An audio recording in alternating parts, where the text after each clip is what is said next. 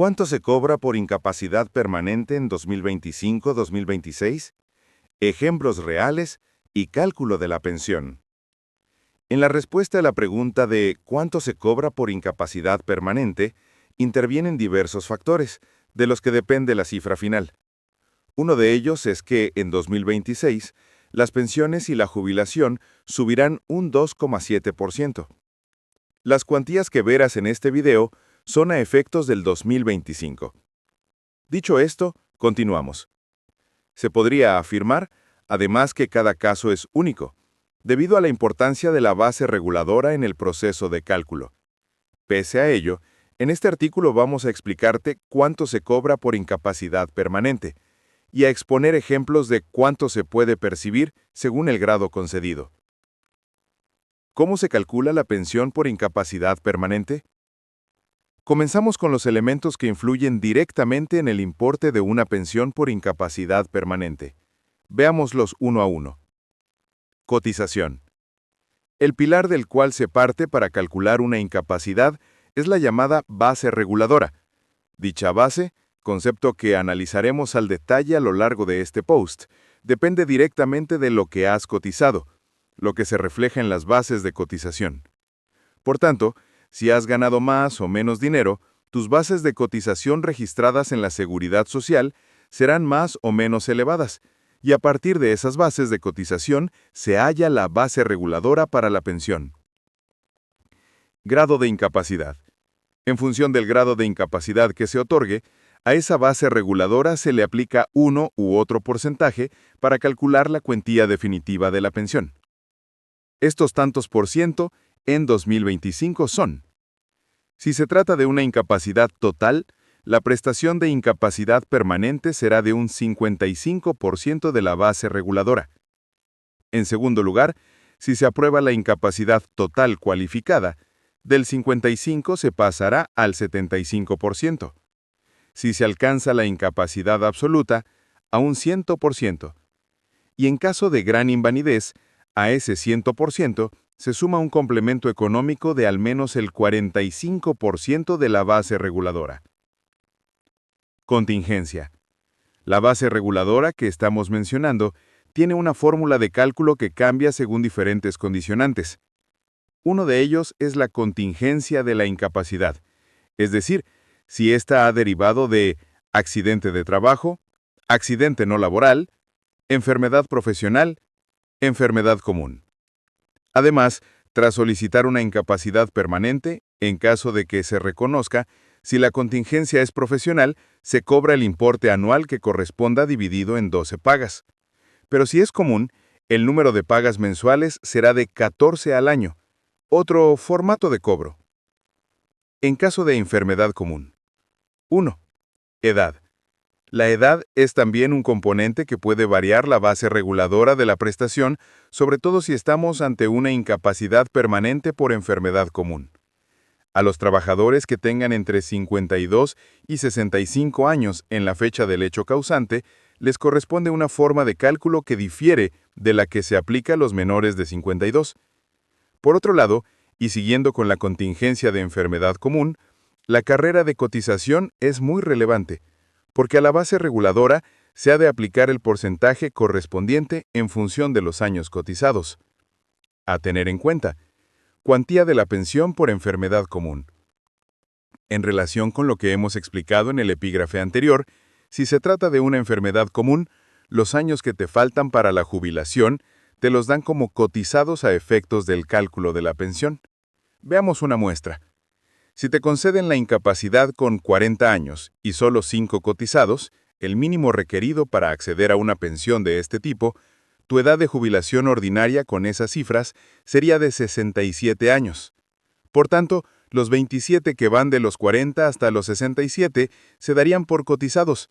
Después, a los 27 le sumaremos los efectivamente cotizados, en este caso 5. Por tanto, en este supuesto el resultado serían 32 años cotizados, 27 más 5. Y como la regla general de la jubilación contributiva dice que es necesario acumular 36 años y medio cotizados, como mínimo, para cobrar el 100% de la base reguladora, en este ejemplo faltarían 4,5 años para llegar a 36, de modo que la base reguladora para la incapacidad ya no sería equivalente al 100% de la base reguladora, pero sí sería lo correspondiente a haber cotizado 32 años, el 91,88%. Llegados a este punto, ese nuevo total es el que hay que tener en cuenta para aplicar el porcentaje según grado de incapacidad. Si el 91,88% de tu base reguladora son 950 euros, a dicha cuantía se le aplicaría un 55% si es incapacidad total y el 100% si es absoluta.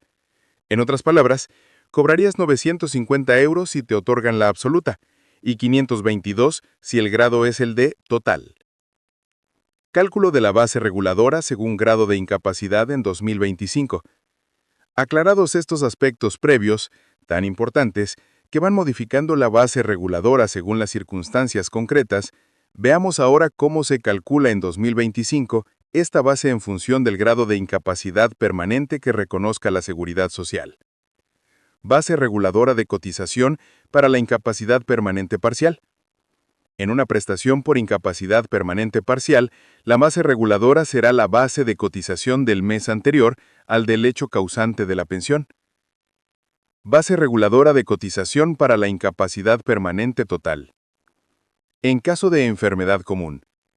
Para trabajadores entre 52 y 65 años de edad, en la fecha del hecho causante, se dividen entre 11 las bases de cotización de los 96 meses anteriores al previo al hecho causante de la incapacidad. Por otro lado, los menores de 52 años han de dividir la suma de esas mismas bases mensuales de cotización entre el número de meses, multiplicando este resultado por 1,1666. Si quieres estar al día con la Seguridad Social, no olvides suscribirte, darle me gusta y dejar un comentario. Tus dudas pueden servir de ayuda a otras personas. Y si conoces a alguien que podría necesitar esta información, comparte este video. Será de gran valor para quienes lo necesiten. Si es un accidente no laboral, en este supuesto se divide entre 28 la suma de las bases de cotización de un periodo ininterrumpido de 24 meses, elegido dentro de los 7 años inmediatamente anteriores a la fecha del hecho causante de la pensión. Accidente laboral o enfermedad profesional. Para hallar la base reguladora si la contingencia es profesional, se divide entre 12 la suma de sueldo diario multiplicado por 365, importe A anual de pagas extraordinarias y pluses, y dicho importe multiplicado por 273. Una operación compleja pero que, al fin y al cabo, se basa en lo cotizado en los 12 meses previos al accidente o a la baja por enfermedad laboral. Base reguladora de cotización en la incapacidad permanente absoluta o gran invalidez. Para enfermedad común. En este punto, habría que seguir las mismas indicaciones que hemos visto en el apartado de enfermedad común de la incapacidad total. Accidente no laboral. Si el pensionista se encuentra en situación de alta o asimilada al alta, se aplicaría el mismo método que en accidente no laboral para incapacidad total. Y si está en situación de no alta, procedería a utilizar la fórmula de enfermedad común en la incapacidad total. Accidente laboral o enfermedad profesional. Idem que en accidente laboral o enfermedad profesional para una incapacidad permanente total. Porcentaje de la base según el grado de incapacidad. Ejemplos. Prestación por incapacidad permanente total. Imaginemos a Sergio, un trabajador con unas bases de cotización de 1.200 euros al mes de media. Le reconocen una incapacidad total. Tras calcular la base reguladora, le sale un resultado de 1.400 euros. Pero eso no es lo que percibirá, porque si la incapacidad permanente es total, solo tendrá derecho al 55% de esa cantidad, esto es, a 770 euros al mes. Incapacidad permanente absoluta para toda profesión. Ahora supongamos que Sergio no tiene una base reguladora de 1.400, sino de 2.000 euros, y que además ha sido declarado tributario de incapacidad absoluta. En ese supuesto, a Sergio le ingresarán cada mes el 100% de esos 2.000 euros. Incapacidad permanente en grado de gran incapacidad.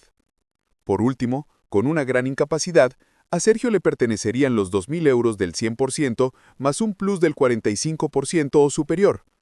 En total, este pensionista percibiría al mes un mínimo de 2.900 euros. Pensión aumentada.